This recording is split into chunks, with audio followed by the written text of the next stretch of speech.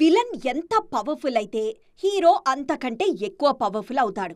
Rajamouli follow అయ్యే format ఇదే. ఇప్పుడు ఇదే ట్రెండ్ చాలా మంది దర్శకులు దించేస్తున్నారు. తాజాగా పారడైజ్ సినిమాని తీసుకోండి. మామూలుగానే నాని యాక్టింగ్ అంటే ఇరగదీస్తాడు. ఆయనకు పోటీగా నిలబడాలంటే ఎవ్వరికైనా కష్టమే. అలాంటిది బాలీవుడ్ నటుడు రాఘవ్ జువల్ ఈ పాత్రలో ఒదిగిపోయారు. పారడైజ్లో ప్రతి పాత్రపై చాలా ఫోకస్ చేస్తున్నారు శ్రీకాంత్ ఓదెలా.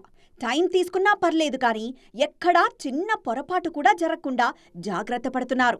ఇందులో విక్రమ్ మాలిక్గా నానికి ధీటైన పాత్రలో రాఘవ్ నటిస్తున్నారు. అలాగే మోహన్ బాబు క్యారెక్టర్ని కూడా అంతే పవర్ఫుల్గా రాసుకుంటున్నారు. శ్రీనివాస మంగాపురంలోనూ హీరోను డామినేట్ చేసేలా కనిపిస్తున్నారు కలెక్షన్ కింగ్.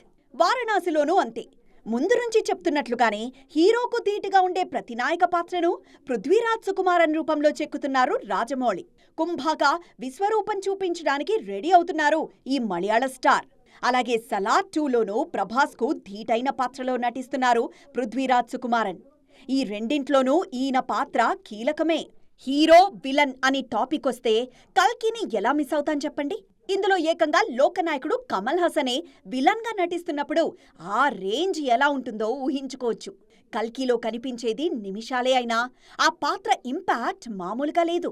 కల్కి 2లో యాస్కిన్గా కమల్ విశ్వరూపం కనిపించబోతోంది. మొత్తానికి విలన్నే హీరో రేంజ్లో చూపిస్తున్నారు మన మేకర్స్.